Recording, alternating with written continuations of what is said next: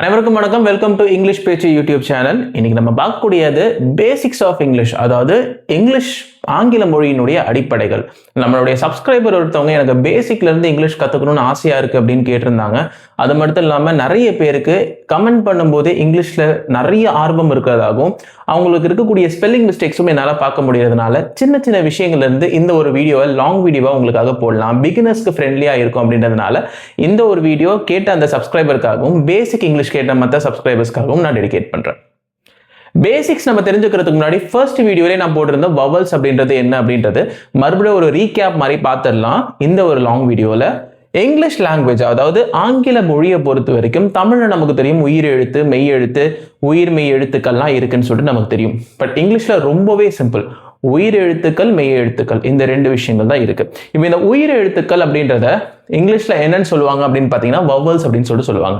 Vowels அப்படின்றது என்ன அப்படின்னு பாத்தீங்கன்னா, நமக்கு தெரியும் இங்கிலீஷ்ல ஏல இருந்து Z வரைக்கும் மொத்தம் 26 எழுத்துக்கள் இருக்கு. அதுல குறிப்பா சொல்ல போனா 5 எழுத்துக்கள் மட்டும் தான் வந்து வவல்ஸ், அதாவது ஏ, இ, ஐ, ஓ, யூ. இந்த ஏ, இ, ஐ, ஓ, யூ அது மட்டும் தான் வந்து வவல்ஸ் அப்படின்னு சொல்லிட்டு சொல்லுவாங்க.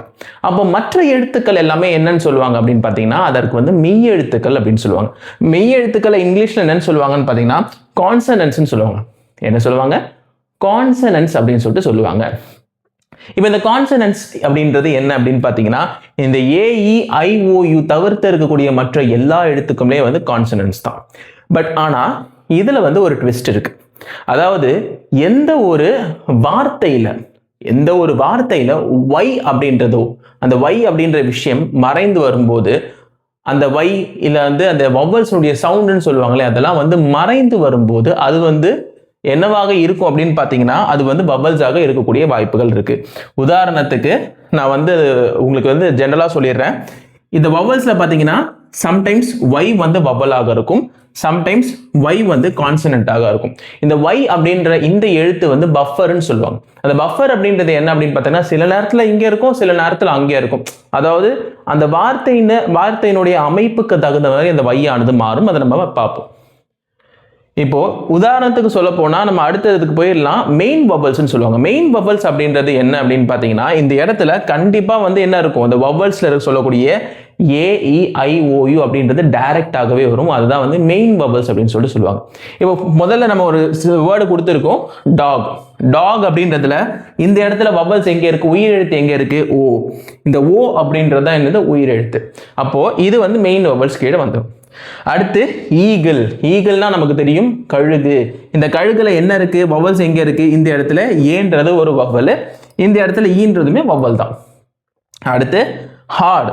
இந்த இடத்துல ஏன்ற அந்த ஒரு உயிர் எழுத்து வவல்ஸ் ஆனது இருக்கு. அடுத்து இந்த இடத்துல ட்ரக்கு. நமக்கு தெரியும் ட்ரக்கு. அந்த ட்ரக் இருக்கு இல்லையா, இதுல யூ இருக்கா, இந்த யூன்ற வவல்ஸ் வந்துருச்சு, அதனால இது மெயின் வவல்ஸ். அடுத்து கேட். இந்த கேட்ன்றது பூனை. இந்த பூனையில இந்த ஏ இருக்கா, இந்த ஏன்றது மெயின் வவல்ஸ். ஏன்னா டைரக்டா வவல்ஸ் வெளிப்படையாக வந்தா அது வந்து மெயின் வவல்ஸ்னு சொல்லுவாங்க. அதாவது உயிர் எழுத்துக்கள் டைரக்டாக இங்கிலீஷ்ல வந்தா, ஒரு வார்த்தையில வந்தா அது வந்து மெயின் வவல்ஸ் அப்படின்னு சொல்லுவாங்க. அப்போ மெயின் வவல்ஸ் இல்லாம மற்ற மறைந்து வர வவல்ஸுக்கு அது எப்படி கண்டுபிடிக்கிறது அப்படின்னு பாத்தீங்கன்னா சொல்றேன். இப்போ இந்த இடத்துல Y அப்படின்றது இருக்கா, Y, WHY, ஒய்யா நீங்க சொல்லும் போது I மறைஞ்சு வருதா, இந்த Yல இந்த Y வர காரணத்தினால I அப்படின்றது மறைந்து வருதா, அப்போ அதுவும் வவல் தான். அது என்னது, அதுவும் வவல் தான். அப்போ இந்த Y வந்து இந்த I அப்படின்ற அந்த உயிரெழுத்தினுடைய சத்தத்தை வந்து கொடுப்பதனால் அதுவும் வந்து என்ன ஆயிரும், அந்த குறிப்பிட்ட இந்த வார்த்தையானது வவல்ஸ் ஆயிரும். இந்த Yன்றது வவல்ஸ் ஆயிரும். அடுத்து சைக்கிள். இந்த சைக்கிள் அப்படின்றது இருக்கா, மிதிவண்டி. இந்த சைக்கிள்ல இந்த இடத்துல இருக்கக்கூடிய Y வரதன் காரணமாக இந்த Yல I மறைஞ்சிருக்கா, சை அப்படின்றீங்க இல்லையா, சைக்கிள் அப்படின்றோமா, அப்போ இதுவும் வவல் ஆயிரும். அடுத்து இந்த இடத்துல பியூட்டி. என்னது, பியூட்டி. பியூட்டினா அழகு, நமக்கு தெரியும். இந்த பியூட்டியில இந்த Y வரதின் காரணமாக அந்த என்ற எழுத்து மறைந்து வருதா, எங்க இருக்கு, வவல்ஸ்ல இருக்கா, உயிர் எழுத்துல இருக்கா. இந்த பியூட்டியில இந்த Y வரதன் காரணமாக என்பது மறைந்து வருவதனால் இதுவும் என்ன ஆயிரும், இந்த Y இந்த இடத்துல வவல்ஸாக ஆக்ட் பண்ணுது. இதுதான் Y வந்து வவல்ஸாக மறைந்து வந்து வவல்ஸ் சொல்லக்கூடிய உயிர் எழுத்துக்களுடைய ஒலியை எழுப்புவதற்கான ஒரு அடிப்படையான காரணம். இப்போ மறுபடியும் சொல்றேன், AEIOU அப்படின்றது தான் வவ்வல்ஸ். அப்போ Y அப்படின்றது வவ்வல்ஸா இருக்கலாம். எப்படி?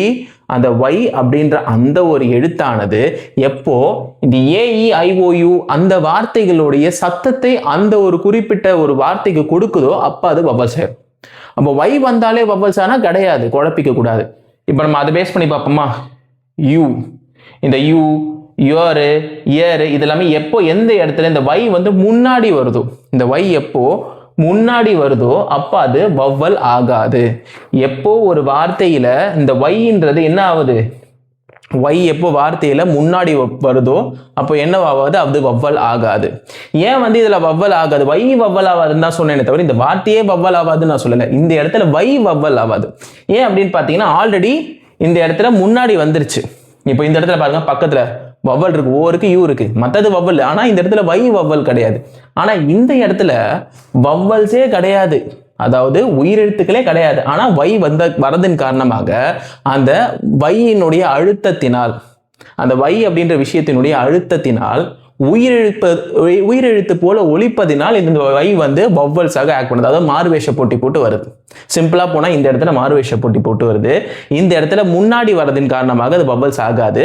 மற்ற எழுத்துக்கள்ல வவ்வல்ஸ் இருக்குது, அதாவது உயிரெழுத்து இருக்கு, அது நார்மல். அப்போ இது முன்னாடி வரதுனால இது மறைஞ்சு வந்தாதான் இது என்னது? வவ்வல்ஸ். இது டைரக்டா முன்னாடி வந்து மற்ற எழுத்துக்கள் உயிரெழுத்துக்களா இருக்கும்போது இது உயிரெழுத்துக்கள் ஆகாது. அதாவது மற்ற எழுத்துக்கள் உயிரெழுத்துக்களா இருக்கு, இது வந்து முன்னாடி இருக்கக்கூடிய கான்சனன்ட்ஸ், அதாவது மெய் எழுத்தா தான் இருக்கும். சரிங்களா? இப்போ நம்ம பார்த்தது வந்து வவ்வல்ஸ் அண்ட் அதுக்கு ஏற்ற மாதிரி இருக்கக்கூடிய மற்ற உயிரெழுத்துக்கள், மெய் எழுத்துக்கள், இந்த மாதிரியான விஷயங்களை வந்து நம்ம பார்த்தோம். இப்போ நம்ம அடுத்து என்ன பார்க்க போறோம் அப்படின்னு பார்த்தீங்கன்னா பார்ட்ஸ் ஆஃப் ஸ்பீச்.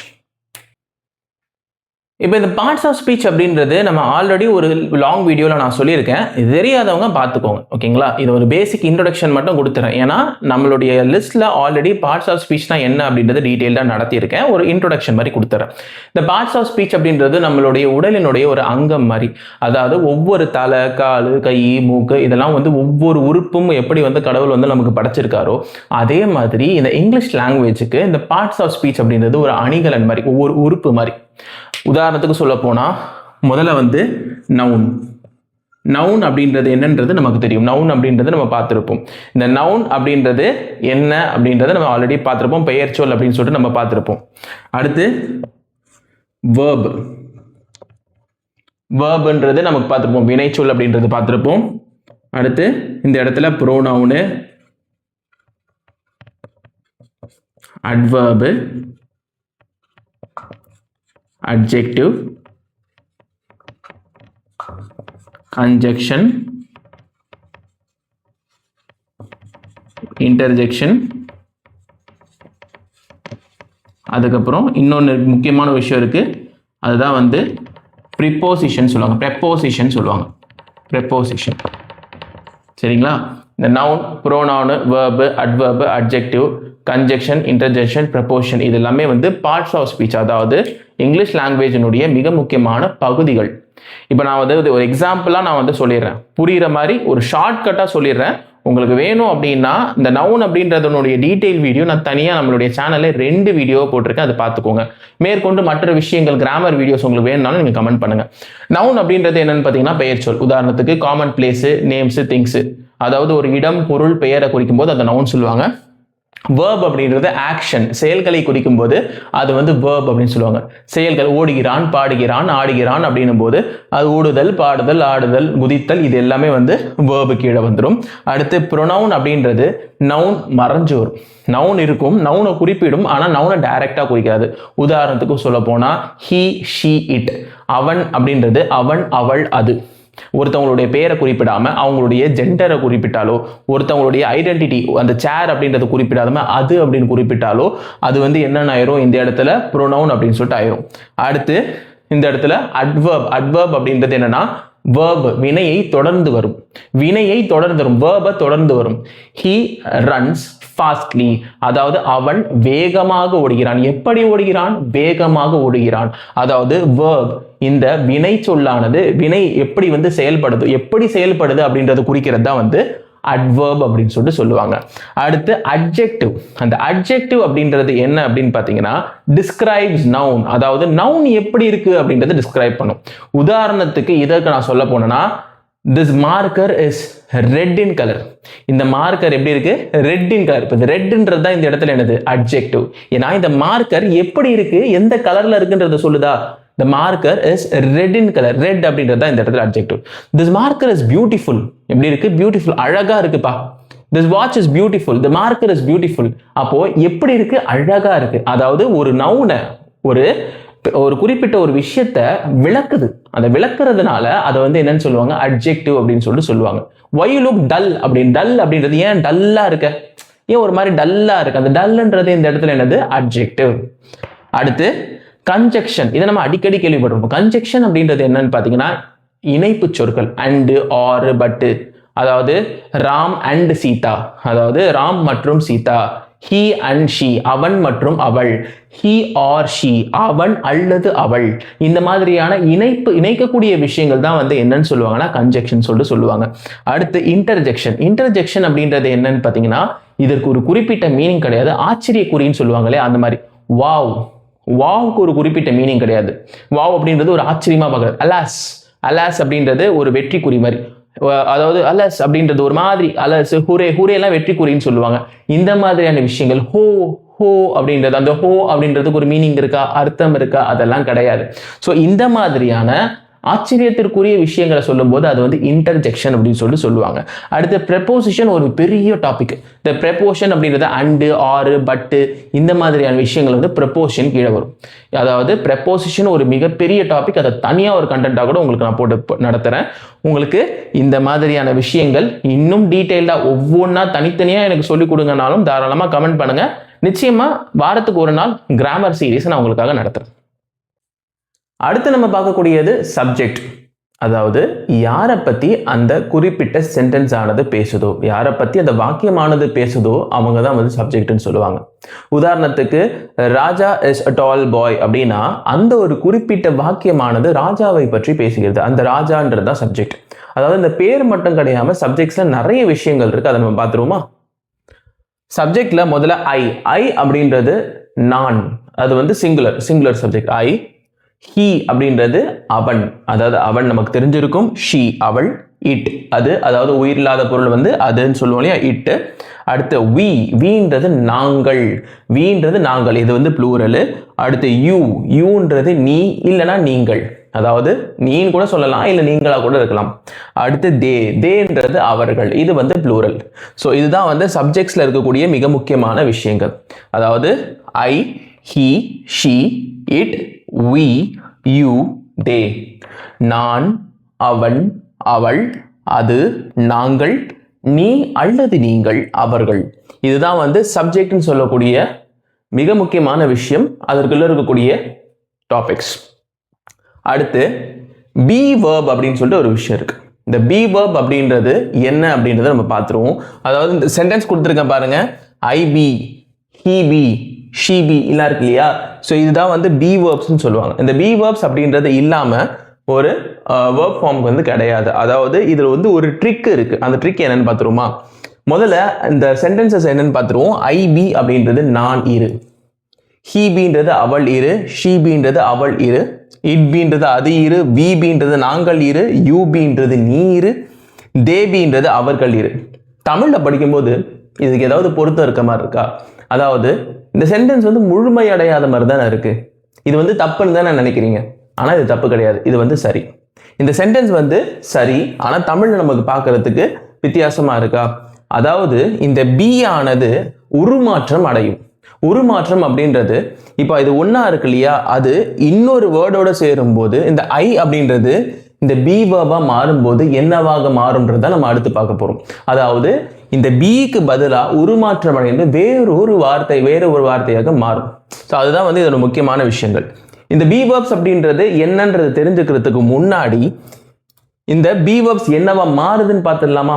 நான் அதெல்லாம் சொல்லியிருந்தேன், மாற்றம் அடைவது வந்து பி வேர்ப்ஸ். உதாரணத்துக்கு ஐ பீன் இருக்கு இல்லையா, இந்த பீன்ற இடத்துல என்ன வரணும்னா ஐ வந்து ஆம் வரணும். ஐ வந்தா ஆம் வரணும், ஐ ஆம்.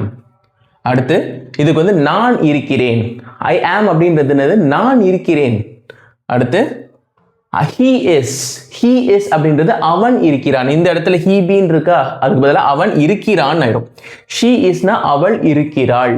she isனா என்னது? அவள் இருக்கிறாள். அடுத்து it isனா அது இருக்கிறது. it isனா என்னது? அது இருக்கிறது. we are, இந்த இடத்துல we been இருக்குல்ல, we வந்தா என்ன வரணும்? r வரணும். we வந்தா என்ன வரணும்? r வரணும். ஏன்னா weன்றது பலரை குறிக்கும் போது r வரணும். இந்த ஒருமையை குறிக்கும் போது is வரணும், பன்மையை குறிக்கும் போது r வரணும். அதனால அந்த we வந்து we உடைய be verb என்னது? r. we are, weன்றது நாங்கள் இருக்கிறோம்ன்றது தான் வந்து we are. அடுத்து you are, நீங்கள் இருக்கிறீர்கள், நீ இருக்கிறாய், அதுதான் வந்து you are. they are அவர்கள் இருக்கிறார்கள் தான் வந்து they are அப்படின்றது. இப்போ இந்த be verbs அப்படின்றது எப்படின்னு பார்த்தீங்கன்னா அப்படியே உருமாற்றம் அறியும். எப்படின்னு பார்த்தீங்கன்னா கெமலியன், பச்சோந்தி மாதிரி. அந்த be verb வந்தது அப்படின்னா அது என்னவா மாறப்போகுது அப்படின்றது அதுக்கு முன்னாடி இருக்கக்கூடிய அந்த ஒரு வேர்டு தான் வந்து அதுக்கு சாட்சி. இப்போ மறுபடியும் சொல்றேன், ஐ வந்தா இந்த இடத்துல ஆம் வரணும், he வந்தா இந்த இடத்துல his வரணும், she வந்தாலும் be verb வந்து is வரணும், இட்டோடைய be verb வந்து is, அடுத்து we உடைய be verb வந்து ஆறு, you உடைய be verb ஆறு, they உடைய be verb வந்து ஆறு. இது வந்து ஒரு பேட்டர்ன் மாதிரி. இந்த பேட்டர்ன் வந்து மாறாது. ஐ வந்த இடத்துல மேக்சிமம் என்னதான் வரும் உங்களுக்கு? be verb என்னதான் வரும்? am தான் வரும். அடுத்து இந்த be verbs அப்படின்றத நம்ம பார்த்துட்டோம் இல்லையா? இந்த be verbs வந்து எதுக்காக அப்படின்னு நம்ம கேட்டோம் அப்படின்னா, நம்முடைய நிலைமை என்ன, அதாவது நம்ம what state are we into, நம்ம என்ன நிலைமையில இருக்கோம், அப்படின்றது தெரிஞ்சுக்கிறதுக்கு இந்த be verb வந்து ரொம்ப யூஸ்ஃபுல்லா இருக்கும். அடுத்து நம்முடைய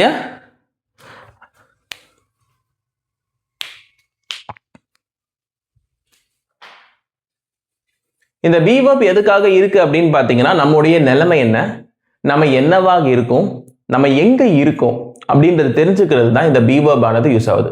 நம்ம எந்த நிலைமையில இருக்கோம், நம்ம என்னவாக இருக்கிறோம், நம்முடைய எந்த இடத்துல இருக்கும், அப்படின்றத இந்த be verb ஆனது குறிக்குது. உதாரணத்துக்கு சொல்ல போனா இந்த be verbs பேஸ் பண்ணி பார்ப்போமா? I am a doctor இல்ல I am an engineer அப்படின்னா I am a doctor, நான் ஒரு doctor. I am an engineer, நான் ஒரு இன்ஜினியர். இந்த மாதிரியான விஷயங்கள், நான் என்னவாக இருக்கிறேன், நான் எந்த இடத்துல இருக்கேன். they are in London அப்படின்னா அவர்கள் லண்டனில் இருக்கிறார்கள். she is in Delhi அப்படின்னா அவள் டெல்லியில் இருக்கிறாள். இந்த மாதிரியான விஷயங்கள்லாம் வந்து இந்த be verbs வரும். she is angry அப்படின்னா அவள் கோபமாக இருக்கிறாள். அப்போ அந்த இடத்துல she is angry, அவள் கோபமாக இருக்கிறாள். அவ வந்து எந்த நிலைமையில இருக்காங்க, என்னவாக இருக்காங்க, எந்த இடத்துல இருக்காங்க, எந்த நிலைமையில இருக்காங்க, இதுதான் வந்து இந்த be verbs ஆனது சொல்லும். இப்போ இதை பேஸ் பண்ணியும் உங்களுக்கு வேணும்னா நான் ஒரு சென்டென்ஸ் வந்து சொல்லித்தரேன். இப்போ நம்ம சென்டென்ஸ்குள்ள போயிடலாம். அதாவது இந்த be verbs பேஸ் பண்ணி சென்டென்ஸ் எந்த மாதிரி இருக்கு அப்படின்றத மறுபடியும் ஒரு ரீகேப்ல அதோட ரூல்ஸை நான் சொல்லிடுறேன். முதல்ல நிலைமை, அதாவது எந்த நிலைமையில இருக்கு அந்த சென்டென்ஸ், அதாவது சப்ஜெக்ட் எந்த நிலைமையில இருக்காங்க, அதுக்கப்புறம் எங்க அந்த சப்ஜெக்ட்ஸ் வந்து எந்த இடத்துல எங்க இருக்காங்க, அதுக்கப்புறம் என்னவாக இருக்காங்க, அதாவது அவங்க என்னவாக இருக்காங்க. இந்த மாதிரி தான் வந்து ஒரு சென்டென்ஸ் வந்து அந்த be verbs ஃபேஸ் பண்ணி வந்து ஃபார்ம் பண்ண முடியும். அந்த be verbs வந்ததுன்னா இந்த விஷயங்கள் எல்லாம் வந்து டிஸ்கஸ் பண்ணும். முதல்ல example, I am a lawyer இல்ல I am an engineer. நான் ஆல்ரெடி சொல்லியிருக்கேன் இந்த இடத்துல an ஏன் வருதுன்னு சொல்லிட்டு. இந்த an வரதுக்கான காரணம் என்ன அப்படின்னு பார்த்தீங்கன்னா, இன்ஜினியர்ல AEIOU அப்படின்ற அந்த வவ்வலை கொண்டு ஆரம்பிப்பதனால இந்த இடத்துல am வந்திருக்கு. I am a lawyer அப்படின்னா நான் ஒரு லாயர், I am an engineerனா நான் ஒரு இன்ஜினியர், அதாவது அவங்களுடைய நிலைமையை குறிக்கிறது. அதனால இது வந்து be verbs. அடுத்து he is living in Chennai, அவன் எங்க வாழ்றான்? சென்னையில வாழ்றான். he is living in Chennai. அதுக்கப்புறம் she is currently in Delhi, அந்த பொண்ணு கரண்டா இப்போ எங்க இருக்கு? டெல்லியில இருக்கு. எங்கே வந்துருச்சா? இது இருக்கு எங்கே அப்படின்னும் போது இதுவும் be verbsல வந்துடும். he is living in Chennai அப்படின்னா அவன் சென்னையில் வாழ்கிறான். இதுல she is currently living in Delhi அப்படின்னா அவ இப்போ கரண்டா எங்க இருக்கா? டெல்லியில இருக்கா அப்படின்னு சொல்லிட்டு அர்த்தம். அடுத்து it is my car, it is my car, it is my carனா இது என்னுடைய கார், இது என்னுடைய கார். it is mine அப்படின்னா இது என்னுடையது, இது என்னுடையது. அடுத்து we are coming to your place, we are coming to your place, நாங்க வந்து we are, we வந்தா ஆர் வரணும்னு சொல்லியிருந்தா, வீன்றது ப்ளூரல் பன்மை, பன்மை வந்தா என்ன வரணும், ஆர் வரணும். இந்த இடத்துல ஏன் வந்து இஸ் வந்தது, ஹீன்றது ஒருமை, ஷீன்றது ஒருமை, அதனால அந்த இடத்துல இஸ் வந்தது. இந்த இடத்துல we அப்படின்றது பன்மை, பலரை குறிக்கும். ஸோ பன்மை அதோட சேர்ந்து R, we are coming to your place, நாங்க எங்க வரோம், உன்னுடைய இடத்திற்கு வருகிறோம். அடுத்து you are my best friend, you are my best friend, you are, you வந்தா ஆர் வரணும். you are my best friend, நீ வந்து என்னுடைய பெஸ்ட் ஃப்ரெண்ட் அப்படின்னு சொல்லிட்டு ஒருத்தவங்களை பார்த்து சொல்லுது. you are, you வந்தா என்ன வரணும், பி வர்ப்ல ஆர் வரணும். you are my best friend. அடுத்து they are traveling for a long time, அவங்க ரொம்ப நேரமா travel பண்றாங்கப்பா. they are traveling for a long time, they வந்தா என்ன வரணும், ஆர் வரணும். they வந்தா என்ன வரணும், ஆர். அவர்கள் ரொம்ப நேரம் டிராவல் பண்றாங்க, அவங்க வந்து ரொம்ப நேரம் travel பண்றாங்கப்பா. they are traveling for a long time. இப்ப புரிஞ்சு போச்சா? he be, she be, it be, they be, we be, இது எல்லாத்துக்கும் என்னென்ன வரணும் அப்படின்னு சொல்லிட்டு இந்த சென்டென்ஸ் பேட்டர்ன்ல தெளிவா சொல்லப்பட்டிருக்கு. உங்களுக்கு ஏதாவது டவுட் வந்தது அப்படின்னா மறுபடியும் சொல்லி கொடுத்ததை ரீஃபைன் பண்ணி பார்த்துக்கோங்க. ஸோ இன்னைக்கு நம்ம பார்த்தது பி வெர்ப்ஸ், சப்ஜெக்ட்ஸ், ஏஇஐஓயூன்னு சொல்லக்கூடிய வவல்ஸ், கான்சனன்ட்ஸ்னு சொல்லக்கூடிய மற்ற வார்த்தைகள். ஸோ இதை பேஸ் பண்ண சென்டென்சஸ், இங்கிலீஷினுடைய பேசிக்ஸ் அடிப்படையை பார்த்தோம். இந்த மாதிரி இங்கிலீஷ், ஸ்போக்கன் இங்கிலீஷ், கிராமர் உங்களுக்கு தெரிஞ்சுக்கணும், இல்லை இந்த வீடியோ வந்து உங்களுக்கு பிடிச்சிருக்கு அப்படின்னா மறக்காம உங்கள் ஃப்ரெண்ட்ஸ் அண்ட் ஃபேமிலியோட ஷேர் பண்ணுங்க. நீங்க இந்த சேனலை சப்ஸ்கிரைப் பண்ணாம பார்த்துருக்கீங்கன்னா மறக்காம சப்ஸ்கிரைப் பண்ணி பாருங்க. அப்போதான் நான் எந்த வீடியோ போட்டாலும் அதற்கான நோட்டிஃபிகேஷன் உங்ககிட்ட வரும். அடுத்த ஒரு லாங் வீடியோவில் உங்களை சந்திக்கும் வரை உங்களிடமிருந்து விடைபெறுகிறேன். நன்றி, வணக்கம்.